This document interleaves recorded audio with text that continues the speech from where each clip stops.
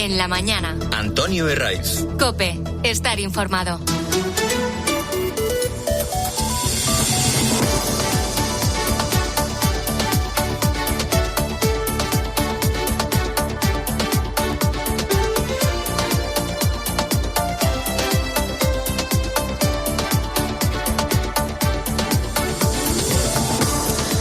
Muy buenos días, estrenamos aquí la mañana del fin de semana de COPE en este sábado en el que te saluda Sandra Asenjo y en el que estamos a las puertas de dar la bienvenida a la tercera ola de calor del verano, aunque esta noche más de uno tampoco habrá podido pegar ojo.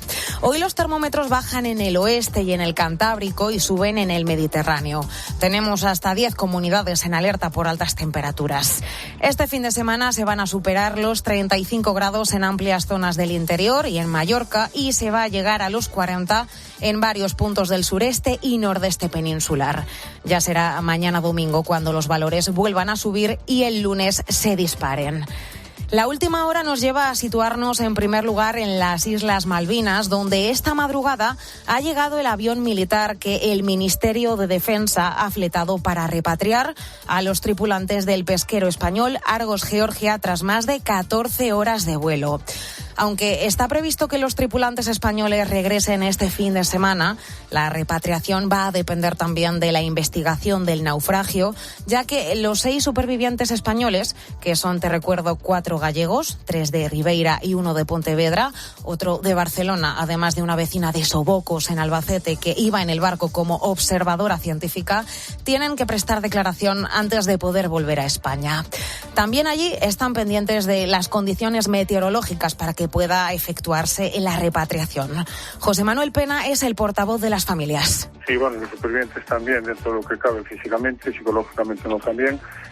Ya no están en el hospital, abandonaron ya el hospital, están en un hotel, pendientes ya que los puedan repatriar.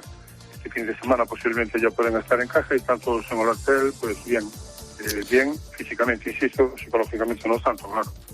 Junto a los 6 supervivientes españoles serán también repatriados los cuerpos de César Acevedo, vecino de Vigo y patrón de pesca del barco, y de Santiago Leyenda, de Bayona, en Pontevedra, y cocinero de la embarcación.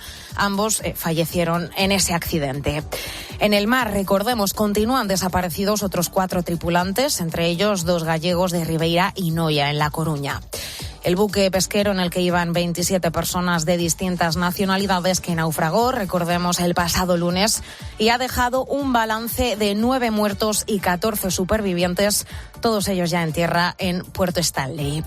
Bueno, al margen de la última hora del naufragio, todas las miradas están puestas en Francia, donde tras la ceremonia inaugural de anoche, podemos decir que oficialmente han comenzado los Juegos Olímpicos de París 2024. Ahí está el barco de España, qué bonito, qué alto, oye, qué felices. Pues tienes razón, Támara, es el más bonito de todo el desfile el que lleva España, ¿eh? Por supuesto, y si hace falta, pues es que llevamos a un regatista de vela, llevamos a un piragüista, si es que se han criado en el agua, si es que nos han regalado medallas, siempre surcando los mares. Aquí están, enseguida les vais a tener en las pantallas del mundo entero, enseguida les vais a ver en las televisiones de los 47 millones de españoles.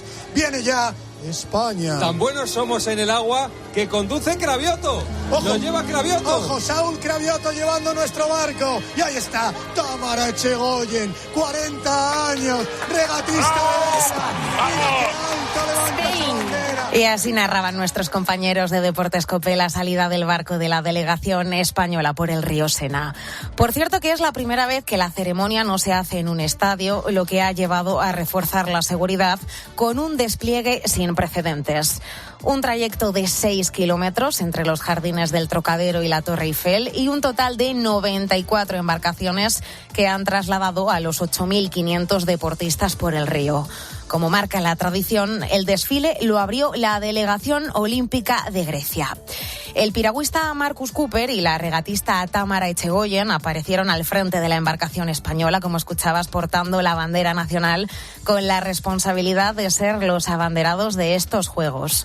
Echegoyen, que instantes después en COPE se acordaba de su madre y de su padre, también regatistas a quienes dedica todas sus victorias. Siempre lo tengo en el recuerdo. Tuve mucha suerte que estuvo muy presente siempre y que me ha dejado lo mejor de él, y creo que todos estos momentos me hubiese encantado que estuviese viviéndolo, pero yo sé que de algún modo de alguna manera vive dentro de mí y por supuesto mi madre lo está viviendo, así que la verdad que estoy muy contenta de poder haber vivido una experiencia como esta y por supuesto siempre hay un momento para pensar en eso.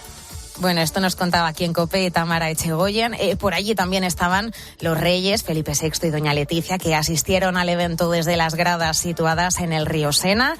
También vimos a Rafa Nadal, el tenista español, que ha sido el protagonista en la recta final de la ceremonia al recibir la antorcha de Zinedine Zidane. También ha contado con las actuaciones de Lady Gaga, de Celine Dion, aunque la verdad es que el evento deja opiniones para todos los gustos. Eso sí, no hay término medio ante una de las ceremonias de inauguración que se presentaba como una de las mejores de la historia y que ha sido criticada por gran parte del público por, entre otras cuestiones, estar bastante politizada. Aunque para gustos los colores, como decimos, y lo que es innegable es que ha dejado imágenes para el recuerdo, como el final de la ceremonia con la imagen espectacular de la Torre Eiffel. Una ceremonia de inauguración marcada también por el ataque masivo que ha sufrido la red ferroviaria francesa. Hasta 800.000 pasajeros afectados por los retrasos y las cancelaciones, entre ellos además varios deportistas de distintas delegaciones.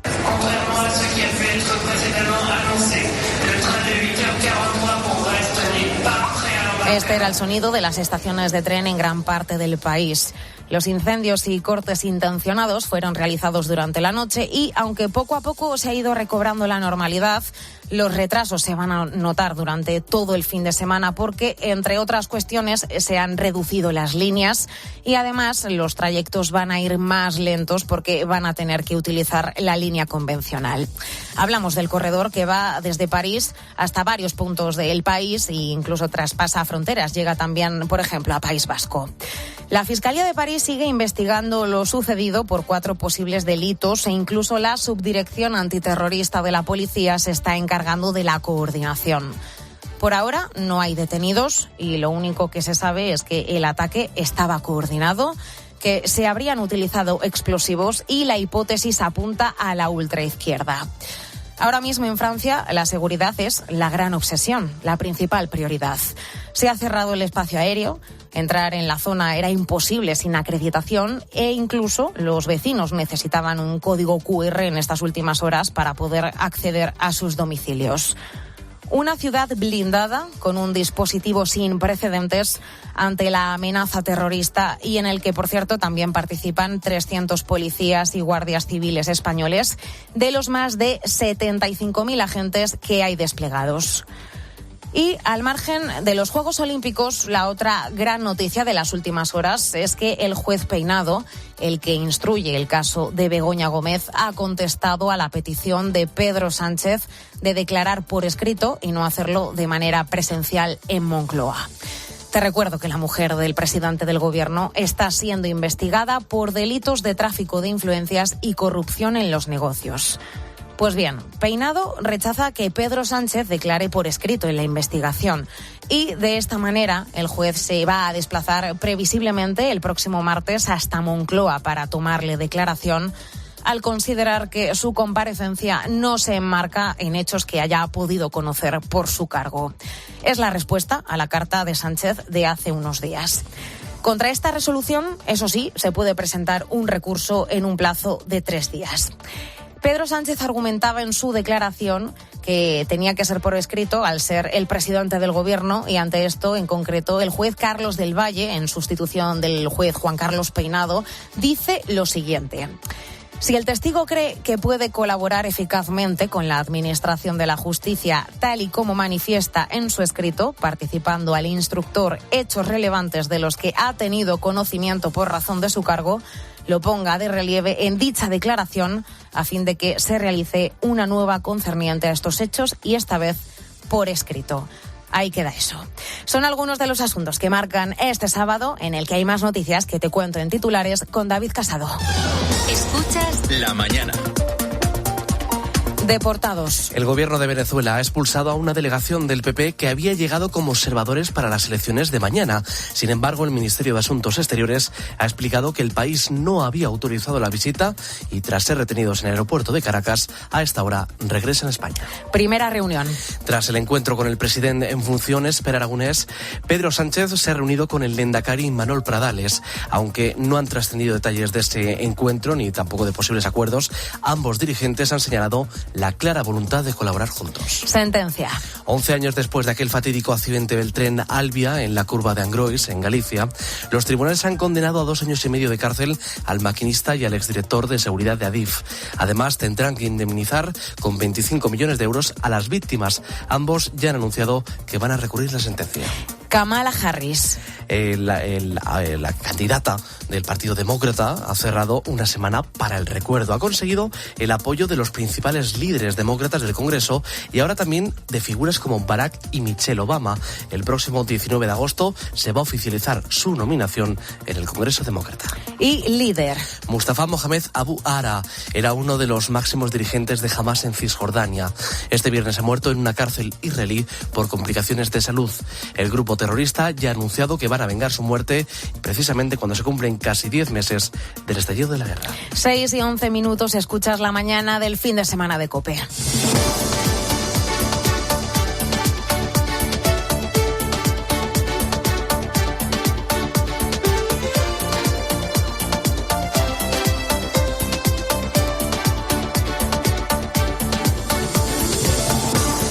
Los equipos negociadores del Partido Socialista de Cataluña, del PSC y de Esquerra Republicana continúan en contacto permanente para tratar de acelerar un acuerdo que permita la investidura del socialista Salvador Illa como presidente de la Generalitat. Se habla de que podría fraguarse en las primeras semanas de agosto, en una semana en la que el presidente del gobierno, Pedro Sánchez, y también el presidente de la Generalitat, Pere Aragonés, se han reunido este miércoles en Barcelona en la recta final para lograr un acuerdo de investidura, porque tan solo quedaría un mes, menos de un mes ya, para que venza el plazo, para que el nuevo presidente catalán sea investido. Ricardo Rodríguez, buenos días. Buenos días. Las negociaciones han entrado en la recta final. Falta el remate. Los contactos se han intensificado para convertir a Salvador Illa en presidente de la Generalitat durante las primeras semanas de agosto. Ya se especula con una sesión de investidura antes del día 15. La misma Esquerra evidencia prisas por llegar a su estación término, ratificar un acuerdo con el PSC y someterlo a una consulta telemática de sus bases, porque la militancia va a tener la última palabra y está por ver el control de la dirección separatista sobre los suyos. Enfrente emerge el escollo de la financiación llamada singular, cuya letra pequeña tiene pendiente el resto de las comunidades autónomas del final de las conversaciones contra la concesión de privilegios. El plan de la Moncloa pasa por resolver Cataluña para Illa, es la prioridad, con o sin malestar de los territorios. La siguiente tarea, además, gestionar la reacción de Carles Puigdemont, tratando de anticiparse a su hostilidad e ir reconstruyendo día a día las relaciones con Junts en Madrid.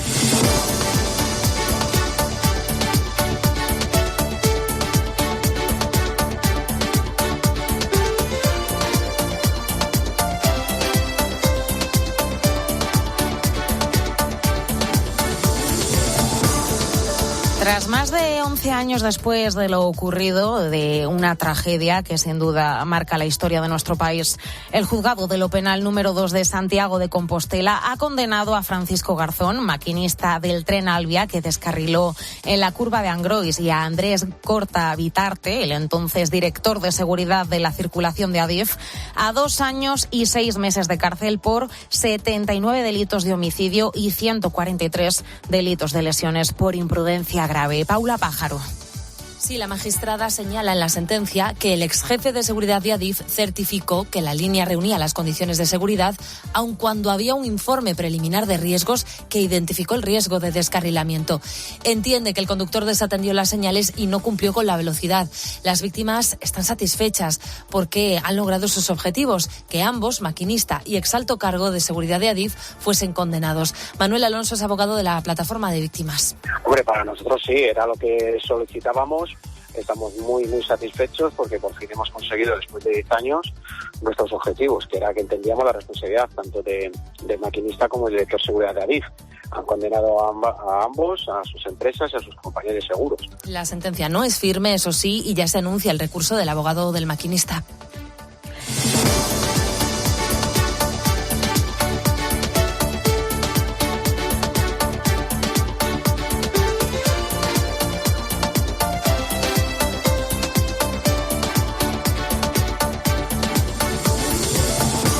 Nos fijamos ahora en los últimos datos que nos deja la encuesta de población activa. El número total de ocupados supera los 21.600.000 personas. Sin embargo, y pese al tirón habitual del turismo por estas fechas, el empleo sigue ralentizándose.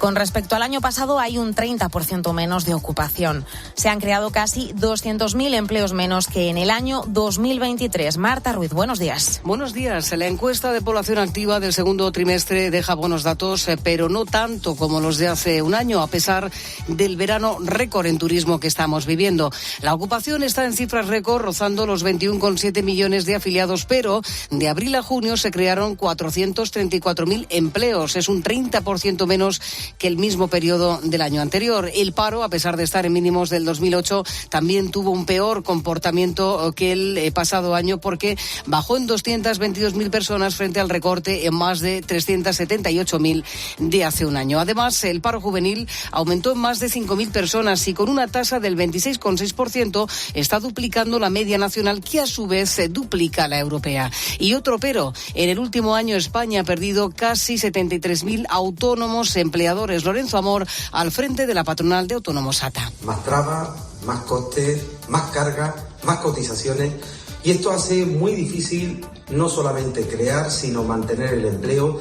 La temporalidad en el sector público sigue rozando el 30%, muy lejos del 8% comprometido con Bruselas para final de año.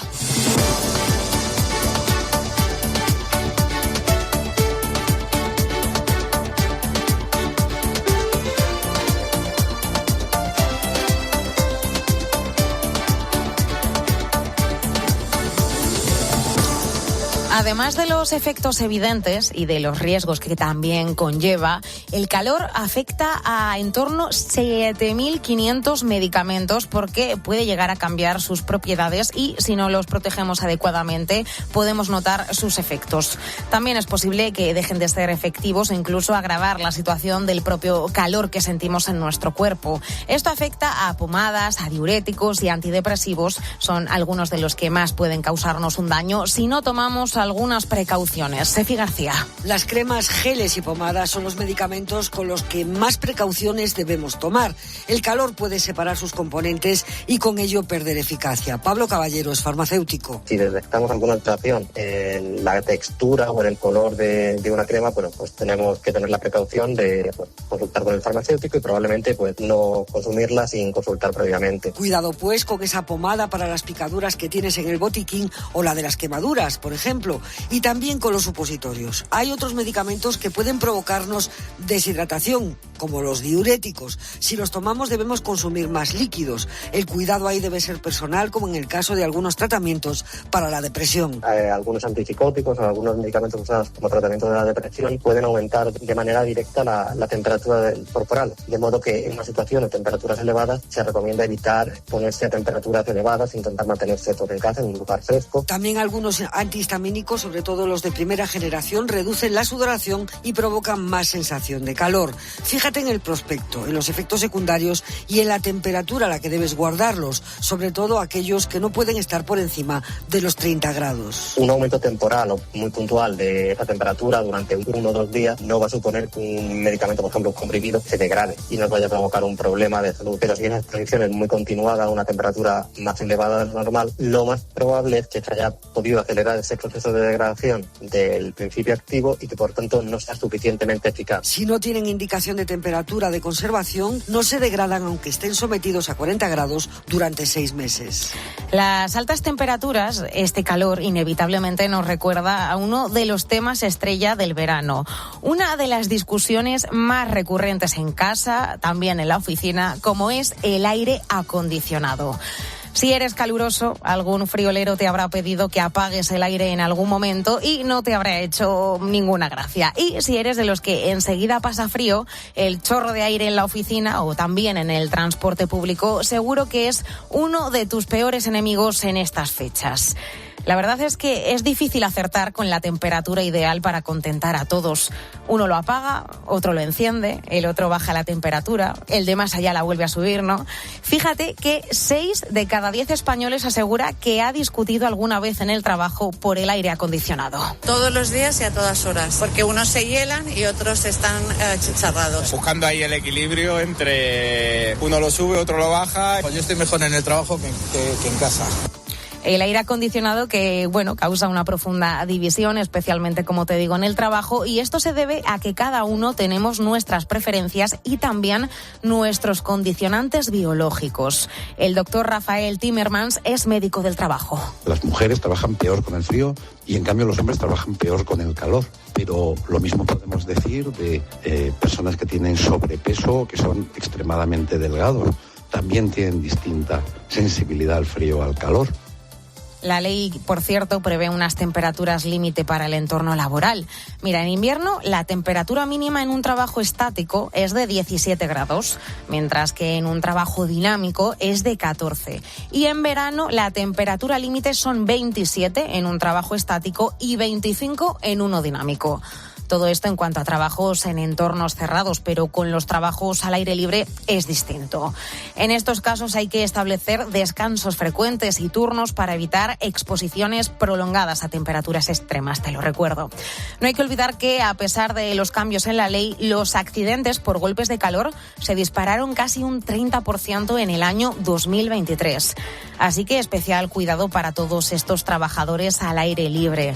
Agricultores, jardineros, albañiles, que los pobres lo pasan especialmente mal por estas fechas.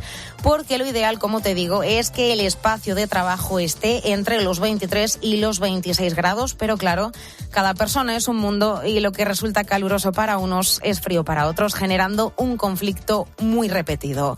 Lo mejor en esos entornos cerrados es tratar de entenderse con el compañero, ¿no? Y si es necesario, establecer turnos y, por supuesto, también ceñirse siempre a la normativa legal.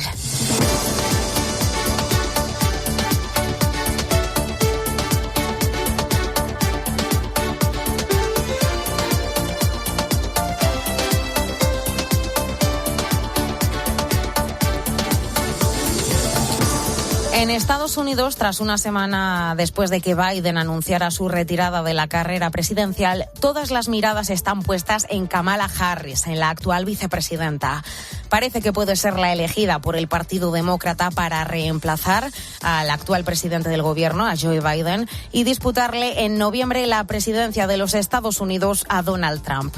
Ya ha recibido el apoyo del propio Biden, también de los Clinton, y los últimos en salir en su defensa han sido los Obama. Manuel Ángel Gómez. Barack Obama y su esposa Michelle han comunicado su apoyo a Kamala Harris como candidata a la presidencia en una conversación telefónica aparentemente informal, pero muy preparada. Kamala.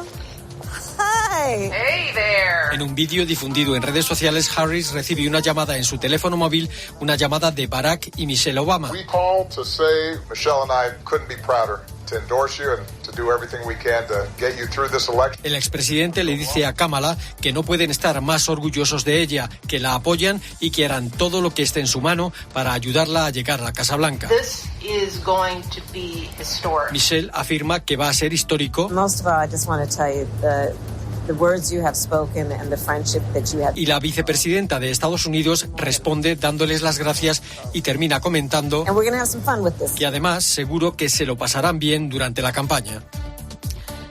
Mientras, por cierto, la campaña del candidato republicano Donald Trump descarta celebrar por ahora un debate electoral con Kamala Harris. Su portavoz de campaña dice que se discutirán los detalles de un cara a cara, pero cuando Harris sea elegida formalmente como candidata demócrata. Es, como te digo, la respuesta del equipo de Donald Trump a la vicepresidenta estadounidense, que hace unas horas ha pedido un debate de cara al próximo mes de septiembre. Y de Estados Unidos nos vamos ya hasta París, porque este viernes, como te estamos contando, se han inaugurado oficialmente los Juegos Olímpicos. Un desfile de barcos que han navegado por el río Sena, en el centro de París, en el que cerca de 200 embarcaciones han transportado a unos 8.000 deportistas, así como los de seguridad y también apoyo. Eso sí, el ataque masivo que ha sufrido la red ferroviaria francesa, el cual se continúa investigando, ha sido el protagonista del inicio de estos Juegos Olímpicos, junto, por supuesto, también a la ceremonia inaugural. Hasta 800.000 pasajeros han sido afectados por los retrasos y las distintas cancelaciones.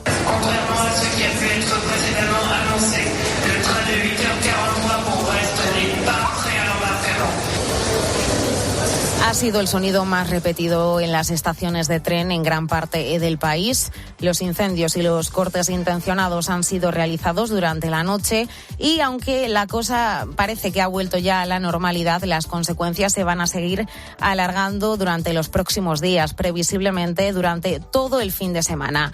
Nos vamos hasta allí para conocer la última hora. Corresponsal en París, Asunción Serena. Ayer no debía hablarse de otra cosa que de la inauguración de los Juegos Olímpicos de París, pero alguien tenía interés en que no fuera así y unas horas antes se produjeron 4 sabotajes contra otros tantos puntos neurálgicos de las vías de trenes de alta velocidad. Desde el primer momento, el ministro de Transportes en funciones, Patrice Vergriet, apuntó el origen criminal de estos actos. Una enquête est en cours.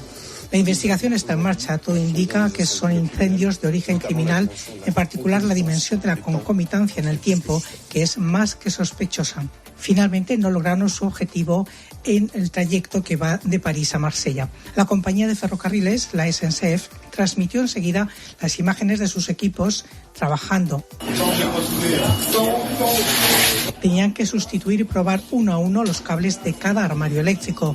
250.000 viajeros se vieron ayer afectados y en total serán unos 800.000 a lo largo del fin de semana, aunque esperan que la circulación vaya mejorando. La línea del este circulará hoy con normalidad. En el eje norte circularán el 80% de trenes y en la dirección de Bretaña y el suroeste circularán 2 de cada 3. En cuanto a la investigación, sigue su curso, está en manos de la Fiscalía de París y está colaborando con ella los servicios secretos.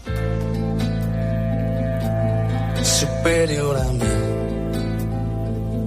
es la fuerza que me lleva en el pulso que mantengo con la oscuridad que tienen de oscuro tus ojos negros y que me cuenta del tiempo que pasa en tu pestañeo y que me trae por esta calle de amargura y de lamento. Que yo sé que la sonrisa que se dibuja en mi cara tiene que ver con la brisa que abanica tu mirada. Seguro que la conoces, ¿verdad? Al ritmo del famoso tema Como Camarón se despedían este viernes los Estopa del Cap Roig en Calella de Palafrugell, después de visitar grandes capitales en escenarios de enormes dimensiones y del llenazo histórico en el Estadio Olímpico Lluís Companys 2 semanas atrás, donde también agotaron entradas en este Festival de la Costa Brava. Un festival, eso sí, que ha recibido a los hermanos Muñoz en un concierto algo más íntimo y cercano que se enmarca dentro de su gira de 25 años. Pero es que cierro los ojos y hasta te veo por dentro. Te veo en un lado y en otro, en cada foto, en cada espejo. Y en las paredes del metro y en los ojos de la gente, hasta en las sopas más calientes, loco, yo me estoy volviendo. Que yo sé que la sonrisa que se dibuja en mi cara tiene que ver con la brisa que abanica tu mirada tan despacio y tan deprisa, tan normal y tan extraña. Yo me parto la camisa como camarón. Tú me rompes las entrañas, me trepas como una araña, bebes de sudor que empaña el cristal de mi habitación. Y después por la mañana despierto y no tengo alas. Llevo 10 horas durmiendo y mi almohada está empapada. Todavía sigue un sueño muy real y muy profundo. Tus ojos no tienen dueño porque no son de este mundo. Y a veces me confundo. La mañana. Antonio Herraiz. COPE. Estar informado.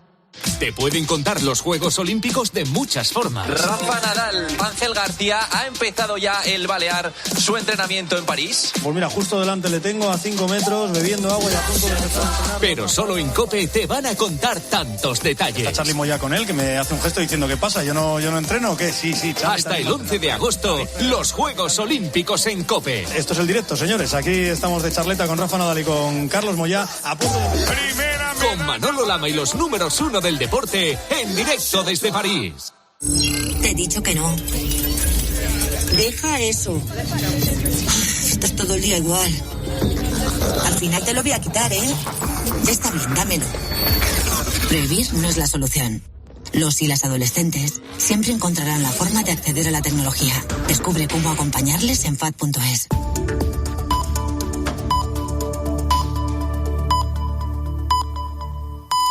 Seis y media, 5:30 en Canarias. La mañana. Antonio Herraiz. COPE. Estar informado.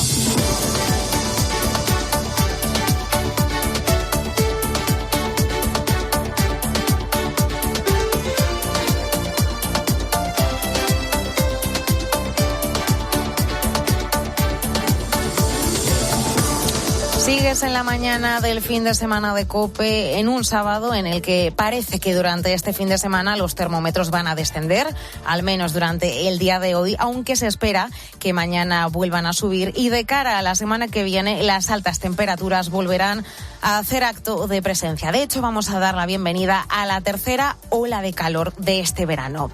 Es por ello por lo que, además de ser más importante que nunca el mantenerse hidratado para prevenir posibles golpes de calor, lo es también el prestar atención a nuestros medicamentos, a los que conservamos en casa. Porque lo mismo ocurre, por ejemplo, también con las cremas. ¿Pero por qué? Pues parece que el calor extremo no solo nos afecta a nosotros, a las personas, sino también a ellos. Es verdad que en el prospecto están todos los pasos y todos los detalles que debemos de seguir para consumirlos y para conservarlos adecuadamente, pero también solemos tener una tendencia a no leerlo y a tirarlo directamente a la basura. Por lo tanto, para poder saber en qué lugar y a qué temperatura debemos tener nuestros medicamentos en casa, hemos hablado aquí en COPE, le hemos preguntado a Álvaro Peláez, que es vocal de servicios profesionales de MICOF, para que nos cuente qué es lo mejor, cómo tenemos que hacer. Pues podríamos diferenciar dos grandes grupos. Unos que tienen que estar refrigerados y que la temperatura de conservación tiene que estar comprendida entre los 2 y los 8 grados, obviamente en un frigorífico. Y el otro gran grupo, ¿vale?, que sería el más habitual, que esta temperatura debería ser o debería estar comprendida entre los 25 y los 30 grados, ¿vale? Más o menos eso sería lo razonable. Aunque también existen ciertos medicamentos con los que hay que tomar otra serie de medidas para poderlos mantener en buen estado. Hombre, podríamos dictaminar que existen excepciones, por ejemplo, en la medicación que se encuentra en los vehículos sanitarios, ¿no? Entonces, dado que en estos vehículos la temperatura suele ser más elevada, se entiende que, o sería comprensible, toda temperatura inferior a 40 grados, ¿vale?, para la medicación que no es necesario que esté refrigerada. Si se sobrepasara los 40 grados, esta medicación no sería válida. Si vemos, por ejemplo, que una crema ha estado expuesta a una temperatura muy elevada, no nos tenemos que guiar porque el envase, por ejemplo, esté en perfecto estado, sino por el propio estado en el que se encuentra la crema que está dentro. Si el aspecto del producto ha variado, nunca se debe utilizar, ya que esto podría indicar una considerable alteración de sus propiedades. ¿Y qué efectos pueden provocarnos si los llegamos a consumir? Pues los diuréticos, por ejemplo, pueden llevarnos a una completa deshidratación, mientras que los antiinflamatorios y antidepresivos se relacionan con la disfuncionalidad de los riñones. Otros, como los fármacos para las migrañas, pueden disminuir la dilatación de los vasos sanguíneos. Y si nos los hemos tomado, ¿cómo tenemos que actuar? Bueno, pues este doctor nos ha dado las claves, nos ha contado qué tenemos que hacer en caso de haber ingerido o utilizado alguno de estos medicamentos o productos en mal estado. Pues a ver, en el caso de que por un descuido nos tomemos medicación que no la hayamos conservado en condiciones óptimas de temperatura, ¿vale?, y notemos alguna reacción adversa o alguna sintomatología, dependiendo de la gravedad de esta, deberíamos acudir a un centro sanitario, a un hospital. O, siempre dependiendo de la gravedad, llamar al servicio de información toxicológica para que nos puedan ayudar. En definitiva, la conservación de los medicamentos durante los meses más calurosos es esencial para garantizar su eficacia y, por supuesto, nuestra seguridad. Y para ello, te lo recuerdo, ayuda mucho leer siempre ese prospecto que muchas veces ignoramos. Están pasando más cosas en este sábado que te cuento ya con la ayuda de David Casado. Escuchas La Mañana. París ha inaugurado oficialmente sus Juegos Olímpicos. Sobre un barco con ilusión y mucha alegría. Así han salido nuestros 383 deportistas que van a intentar conseguir para España una medalla. El reto está claro, superar los 22 metales de Barcelona 92. Una ceremonia que ha sido histórica, se ha celebrado por primera vez fuera del Estadio Olímpico, sobre el río Sena, y con una estrella inesperada. Rafa Nadal, la leyenda del tenis español, que apareció en el tramo final para llevar la antorcha olímpica. Pero no acabaron ahí las sorpresas, porque el broche de oro lo puso la cantante Celine Dion. Venezuela expulsa a los miembros del Partido Popular a un día de las elecciones. Miguel Tellado, Esteban González Pons o Cayetana Álvarez de Toledo son algunos de los nombres que formaban parte de esta delegación de parlamentarios populares. Habían acudido como observadores invitados por la oposición, pero al llegar al aeropuerto de Caracas han sido retenidos y ya se encuentran en otro avión de vuelta a España. El Ministerio de Asuntos Exteriores ha señalado que el gobierno de Nicolás Maduro no les había concedido el permiso.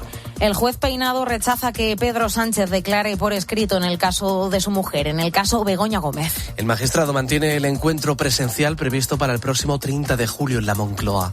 Peinado ha insistido en interrogar al presidente en calidad de testigo, ya que considera que debe tomarse en los mismos términos y condiciones. Ante esto, la Fiscalía ha exigido estar presente en este interrogatorio. Por su parte, Begoña Gómez ha presentado un recurso de súplica ante la Audiencia Provincial para que no dilate su petición de investigar al juez Peinado hasta septiembre. Y esta madrugada ha aterrizado en las Malvinas el avión militar que va a repatriar a los españoles del pesquero Argos, Georgia. Está previsto que los tripulantes regresen a España este fin de semana, aunque todo va a depender de las condiciones climáticas y del avance de la investigación del naufragio. Los 6 españoles supervivientes de este desastre van a poder regresar a sus casas y volverán a ver a sus familias. También se van a repatriar los cuerpos de los 2 navegantes que murieron en la travesía. Respecto a los otros 2 españoles que siguen desaparecidos, su búsqueda va a continuar durante los próximos días. Y oficialmente ya se han inaugurado los Juegos Olímpicos de París 2024. Fernando Martín. Horas antes, Rafa Nadal ha sido uno de los grandes protagonistas en la ceremonia de apertura, llevando la antorcha que le ha dado Zinedine Zidane. Ojo que aparece don Rafael Nadal Parera, que va a ser quien reciba el fuego olímpico, la antorcha sagrada, de la mano de quien le entregó su primer Roland Garros, en una figura mágica, ya lo dice, el parisino más parisino de todos los deportistas internacionales. Roland Garros es su jardín. Allí ha ganado 14 Roland Garros y en esta, su ciudad, a la que deberían cambiar el nombre y empezar a llamarla Manacor, aparece don Rafael Nadal Parera. Rafa, que mañana debutará en el dobles con Carlos Alcaraz no antes de las 7 de la tarde ante los argentinos Máximo González y Andrés Molteni. En individuales, Carlos Alcaraz también debuta mañana no antes de la 1 de la tarde ante Habib. En equipos debutamos a las 9 de la mañana con los hispanos de balonmano ante Eslovenia. Una hora más tarde, a las 10, debutan los chicos de hockey hierba frente a Gran Bretaña y ya a las 11 los chicos de Escariolo comienzan su andadura ante Australia.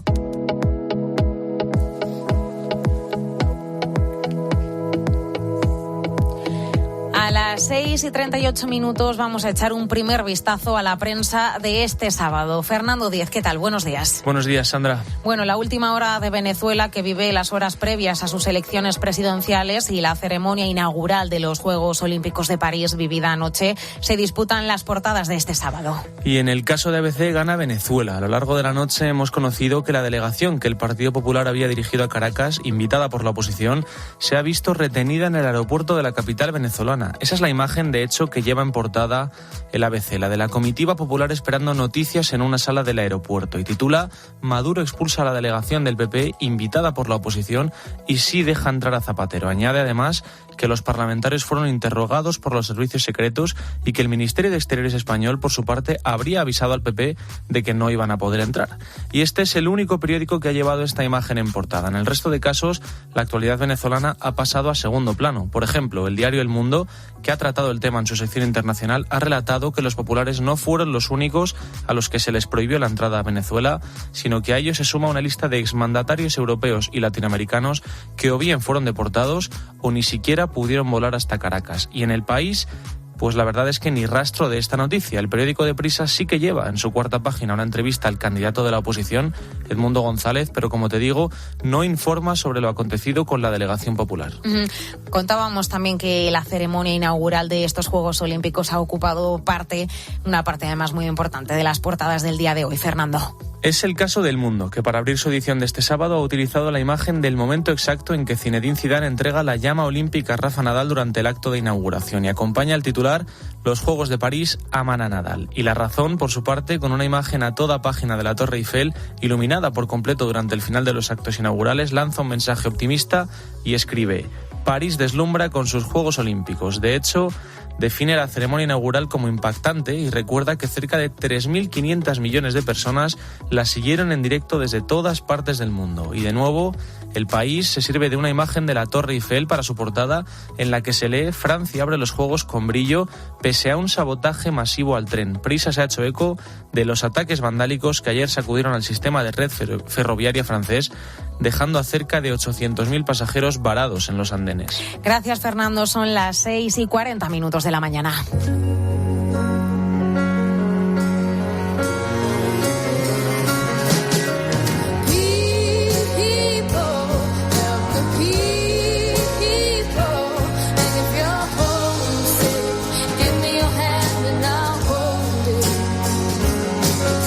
Como siempre, a esta hora en la mañana del fin de semana de COPE es momento de repasar la actualidad socio-religiosa de la semana.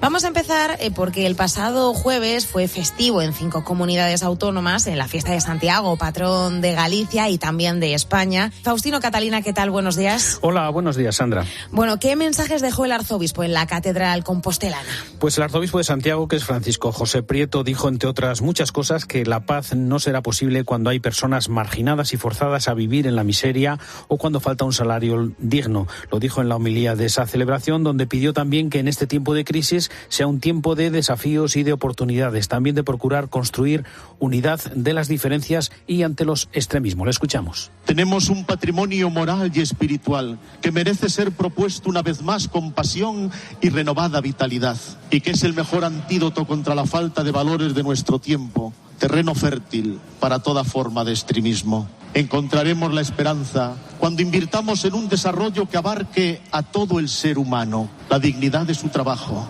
condiciones de vida adecuadas, la posibilidad de acceder a la enseñanza y a los necesarios cuidados médicos. Además, el arzobispo de Santiago añadió que no se puede ser cristiano sin aceptar la justicia social, porque esa justicia social es un imperativo universal que está en el ADN del cristianismo. Además, la Compañía de Jesús ha presentado en Barcelona un estudio sobre los casos de abusos cometidos en distintas instituciones vinculadas a los jesuitas en Cataluña. Así es un trabajo que ha realizado durante este último año en colaboración con el bufete Roca Junyent, también con la colaboración de otras entidades y otras personas. Según los datos que se han presentado, hay 145 denuncias por abusos sexuales a menores desde el año 1948, pero la mayoría de ellos no tienen un recorrido penal porque ha prescrito el delito. En 91 de esos casos los jesuitas cuentan con algún dato sobre los agredidos, pero el resto se trata de denuncias que son anónimas. De todas formas, 6 de los casos se llevarán ante la Fiscalía, ya que aún no han prescrito. Además, en esa presentación de datos se ha dado a conocer el nombre completo de 14 jesuitas condenados o con indicios claros de agresión sexual a menores. Vamos a escuchar a Pau Vidal, que es el delegado y portavoz de la Compañía de Jesús en Cataluña. Quisiera aprovechar esta oportunidad para reconocer el mal causado, ofrecernos a todas las víctimas para hacer procesos de reparación a todas aquellas que lo deseen. Hubo una cadena de silencios, de que el prestigio, la autoridad, incluso el poder, formaron una barrera que impidió que las víctimas pudieran denunciar y en algunos casos que los abusos se perpetuaran en el tiempo. Hay una parte de la cultura organizacional que hoy miramos hacia atrás y reconocemos que fue profundamente equivocada. Bien, y después de esta noticia te cuento también, Sandra, que hasta mañana se celebra en el Monasterio de la Santa Espina de Valladolid la cuarta edición del llamado Observatorio de lo Invisible. Es esta una escuela de verano de arte y de espiritualidad que reúne a más de 150 personas, alumnos, profesores, en distintos talleres para la promoción del arte contemporáneo en diálogo con todo lo sagrado. Está organizado por la Fundación Vía del Arte, es un grupo de artistas de distintas disciplinas, entre los que están el compositor Ignacio Yepes, por ejemplo, o también el escultor Javier Viver. Todo esto tiene como intención suscitar una llamada a que los artistas contemporáneos piensen y dediquen atención sobre el arte, y especialmente sobre el arte que tiene que ver con lo sagrado, con lo espiritual. El arte, sobre todo, tiene como función descubrir, hablar de las cosas invisibles, del misterio, y lo mismo le pasa a la espiritualidad. También nos fijamos en los Juegos Olímpicos de París para la religión y para el espíritu, Faustino. Así es, la Villa Olímpica cuenta, sabemos, con un centro interreligioso en el que colaboran 120 capellanes de 5 confesiones, cristianos, musulmanes, judíos, hindúes y budistas, que acompañan espiritualmente estos días a los deportistas con distintas actividades y distintas celebraciones litúrgicas. Podemos recordar que el Papa expresaba su deseo de que estas Olimpiadas, que se celebran en París, sean una oportunidad para establecer una tregua en las guerras, también demostrar un sincero deseo de paz, en que sean, ha dicho el Papa en una carta a los participantes, unas Olimpiadas de un signo del mundo inclusivo que queremos construir, y que los atletas con su testimonio deportivo se conviertan en mensajeros de paz. ¿Y qué podemos destacar en la actualidad de estos días en el Vaticano, Faustino? Pues mira, el cardenal secretario de Estado del Vaticano, Pietro Parolin, ha visitado unos días Ucrania como enviado especial del Papa a una peregrinación nacional de los católicos ucranianos de rito latino, a un santuario mariano que está en Berdichín. Es un viaje en el que también se ha entrevistado con autoridades religiosas y civiles del país, entre ellas el presidente Zelensky, pues como telón de fondo siempre las negociaciones y las propuestas para ver si se puede llegar por fin a la paz. Y también una noticia curiosa que hemos contado aquí en COPE: el organista principal de la Basílica de San Pedro del Vaticano desde 2018 es un catalán, tiene 49 años, se llama Josep Soler Coll y es el encargado de poner música a las celebraciones litúrgicas que preside el Papa. Fue de hecho el encargado de tocar en el funeral de Benedicto XVI y esta semana ha estado por Asturias participando en el tercer curso de verano de Soto del Barco. Así nos ha contado lo que significa trabajar allí en el Vaticano en los micrófonos de COPE Oviedo. Yo soy totalmente libre para elegir las piezas que toco yo solo. El repertorio que canta el coro se tiene que discutir con el ceremoniero del Papa. Y Papa Francisco, precisamente, pues yo siempre digo que no pide, pero tampoco impide. Diferentemente de Papa Benedicto, que él sí pedía piezas. Y Papa Francisco es melómano. Pero con la música litúrgica no entra en esos argumentos.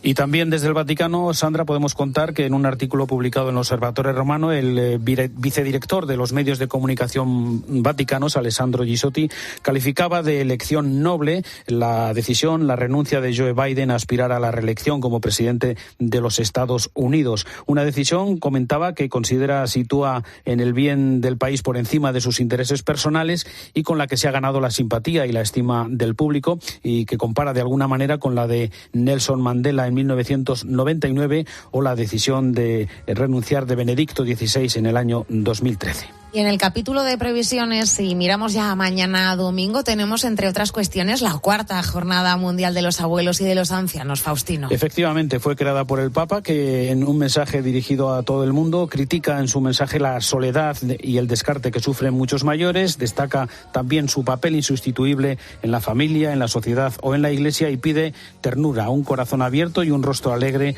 en la visita que hagamos a nuestros abuelos. Además, recordar que mañana, el lunes concretamente, no mañana sino el lunes, comienza la peregrinación internacional de monaguillos. Se espera unos 50.000 monaguillos de 15 países europeos que el martes van a ser recibidos por el Papa. Es la actualidad socioreligiosa que, como siempre, nos acerca Faustino Catalina. Muchas gracias, Faustino. Gracias, Sandra, a ti.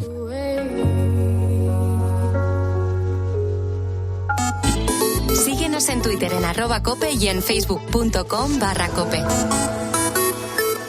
Tendría que haber comprado las palomitas grandes. No ha empezado la peli y ya me he comido la mitad. Venga, voy a por más, pero no comas hasta que empiece, ¿eh? Las cosas van sobre ruedas cuando los que te rodean saben cuidarte. Realiza el mantenimiento anual de tu coche en Peugeot Service con lubricantes Total Energies y entra en el sorteo de uno de nuestros premios. Pide tu cita online. Peugeot. Condiciones en Peugeot.es. Arnold Schwarzenegger vuelve a ser Conan. Y como siempre, puede con todo. Conan el Destructor y Eraser. ¿Quién eres? No hables. 2 de Schwarzenegger. El sábado a las 9 menos cuarto de la noche en 13.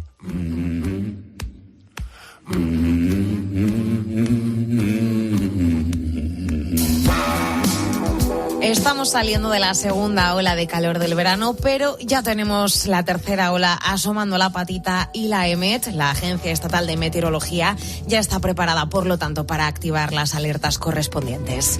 El calor sofocante de estos últimos días, con temperaturas por encima de los 40 grados en muchos puntos del país, nos ha dificultado mucho la rutina, también el descanso, pero ha sido especialmente duro para aquellos trabajadores que realizan su labor a la intemperie.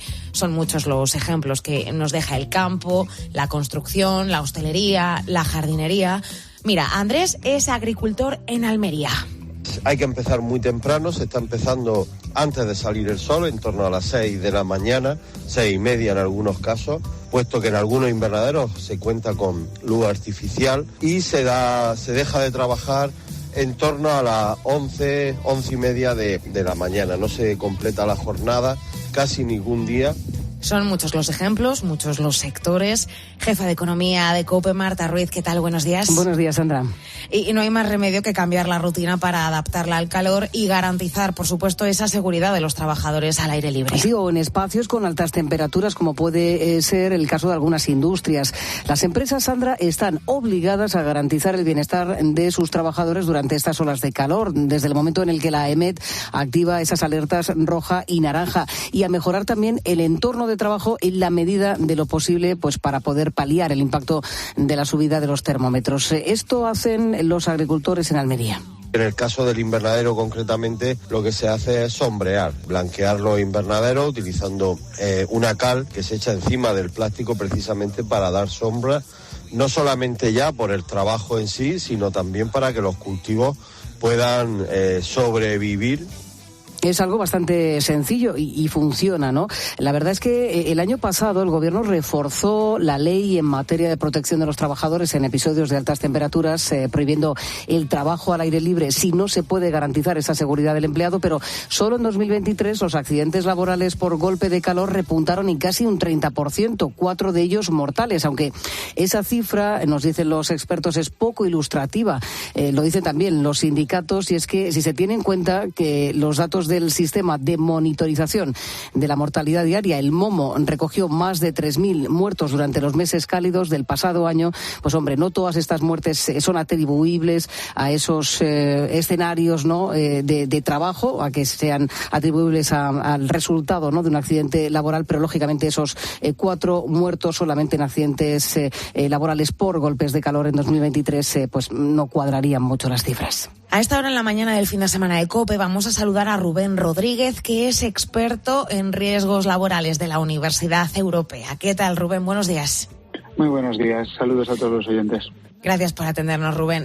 Lo primero, ¿qué falla en la ley y por qué siguen creciendo los accidentes por calor a pesar del refuerzo de la normativa? A ver, es cierto que el Real Decreto Ley que establecía las medidas urgentes, lo que se refería a las condiciones climatológicas, estableciendo medidas de prevención de riesgos laborales en episodios de elevadas temperaturas, pues como ocurre con muchos documentos legislativos en este país, establece una serie de medidas, pero estas son poco concretas, en tanto que en primera instancia deja la puerta abierta a que sean las empresas las que, de acuerdo con esas alertas de forma armonizada que va estableciendo o va fijando la Agencia Estatal de Meteorología, son la primera referencia. Pero claro, el propio Real Decreto Ley establece ya que en primera instancia lo que se tiene que hacer es realizar en el seno de la empresa una evaluación de riesgos laborales que considere, además de la temperatura, las características de la tarea, que son propias de la empresa y del trabajo, y las características personales de los trabajadores que vayan a desempeñar ese trabajo. Una vez se haya realizado esta evaluación de riesgos, que es una tarea propia de la empresa, luego se establecen las medidas de protección y de prevención de acuerdo con el diagnóstico que arroja esa evaluación de riesgos. Es decir, hablamos de las medidas preventivas que se derivan de esa evaluación, que obviamente pueden llegar a incluir la prohibición de realizar algunas tareas en las horas de calor. En cualquiera de los casos... Sí, perdona. Sí, no, Rubén. Dime. Digamos que está todo muy abierto, ¿no? Al final la casuística es muy amplia. Claro, ese es el problema. Al final, todo lo que yo estoy aludiendo ahora mismo está recogido en una disposición adicional complementaria que además, para que os hagáis la idea, al hilo de lo que estabais comentando en la introducción, esa disposición adicional amplía su aplicación a todos los lugares de trabajo con referencia expresa a construcción, transporte y agricultura, que si os hacéis a la idea, pues son quizás los 3 sectores en los que el calor es más incisivo o puede ser más acusado en aras de las cifras de siniestralidad a las que estabais aludiendo. Y luego está la inspección, ¿no? Rubén, entiendo que no es suficiente. Hombre, la inspección está para el ejercicio por parte de la Administración Pública del deber de control y vigilancia de cara a garantizar el cumplimiento de la normativa, entre la cual obviamente está este Real Decreto Ley de condiciones climatológicas sobre prevención de riesgos laborales en episodios de temperaturas elevadas. Está esa inspección de riesgos laborales, pero ¿qué es lo que tiene que valorar una empresa durante las olas de calor? ¿Qué es lo que tienen que hacer las empresas en primer lugar? Lo primero que tiene que hacer la empresa es estar permanentemente pendiente de qué nos va diciendo la Agencia Estatal de Meteorología o los organismos equivalentes autonómicos, porque al final son los que van a emitir avisos de nivel naranja o de nivel rojo y ellos sí que es verdad que establecen las autoridades estatales o autonómicas, son las que pueden dar una primera orientación sobre las medidas preventivas, pero claro, estas medidas preventivas son genéricas y al mismo tiempo claramente insuficientes en la mayor parte de los casos. ¿Y qué se puede hacer en concreto? ¿Qué se puede hacer en concreto, Rubén? En concreto, lo que hay que hacer es hacer que cada una de las empresas tiene que cumplir con su parte del trabajo, que es la de realizar una evaluación de riesgos laborales que considere la temperatura, las características de la tarea y las características personales de los individuos que la desempeñan. Porque, como muy bien habéis dicho al principio, aquí no es lo mismo que yo haga un trabajo, por ejemplo, vamos a poner un ejemplo, trabajadores que están trabajando en el faldón de una cubierta. La simple diferencia de que la cubierta esté orientada al norte o al sur ya marca una diferencia térmica importante. Eso la empresa es quien lo tiene que valorar porque es quien conoce dónde y cómo van a trabajar los trabajadores y, como ha dicho el compañero que habló, nuestro compañero agricultor que habló antes de que yo entrara, ellos son también los primeros que conocen, los que más conocen cuáles son las condiciones en las cuales desempeñan el trabajo. Entonces, ellos son los que al mismo tiempo decidirán si este trabajo se debe de empezar a realizar de acuerdo con la previsión meteorológica que arroja la EMET, si se debe empezar a realizar a las 8 de la mañana o se puede empezar a realizar a las 8 de la mañana, o igual, pues yo el otro día, por ejemplo, estuve visitando una cubierta en la que se estaban instalando unos paneles solares y los trabajadores empezaron a trabajar a las 4 de la mañana. ¿Por qué? Porque a las 11 de la mañana ya no había quien parar. Era inviable. ¿Y qué pasa si mi empresa no me garantiza esa seguridad, Rubén? Pues que se está incumpliendo el artículo 14 de la Ley de Prevención, que dice claramente que la empresa es garante, está obligada a garantizar la protección eficaz de la seguridad y salud de los trabajadores. ¿Y me puedo quedar en casa? Sí, porque tú como trabajadora tienes a tu disposición un derecho que establece el artículo 21 de la Ley de Prevención, que es el de la interrupción de la actividad e incluso el abandono del puesto de trabajo en caso de que se den unas circunstancias de lo que se conoce como un riesgo laboral grave e inminente. Obviamente la exposición objetiva a un golpe de calor, máxime cuando además la Agencia Estatal de Meteorología está lanzando una alerta, es claramente un riesgo laboral grave e inminente. Y para ello es fundamental que los trabajadores, en primer lugar, seamos conscientes, ¿no?, del riesgo que suponen estas altas temperaturas para nosotros. es fundamental que todos seamos conscientes de a qué nos exponemos y a qué nos enfrentamos. Y empezando por los propios trabajadores, que por desgracia a mí la experiencia me dice que somos, pues yo también soy trabajador, somos muchas veces los primeros, si se me permite la expresión, los primeros irresponsables, que o no somos conscientes de cuál es la realidad a la que nos exponemos o cuáles son las consecuencias que esto puede tener, porque hablabais antes de fallecidos, pero es que un golpe de calor puede ser causa de fallecimiento y además va a estar prácticamente instantánea.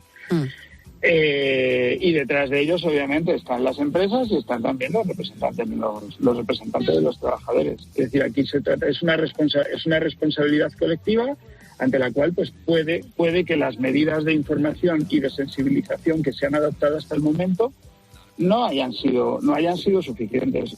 Pues fundamental esa responsabilidad colectiva, porque ahí está el dato. Solo en 2023 los accidentes laborales por golpe de calor repuntaron en casi un 30%. Lo hemos analizado con Rubén Rodríguez, que es experto en riesgos laborales de la Universidad Europea. Muchas gracias, Rubén.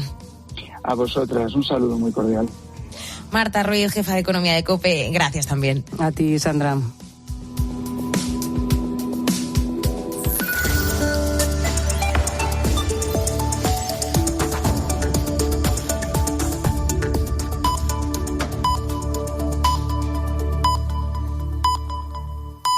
Son las 7, las 6 en Canarias.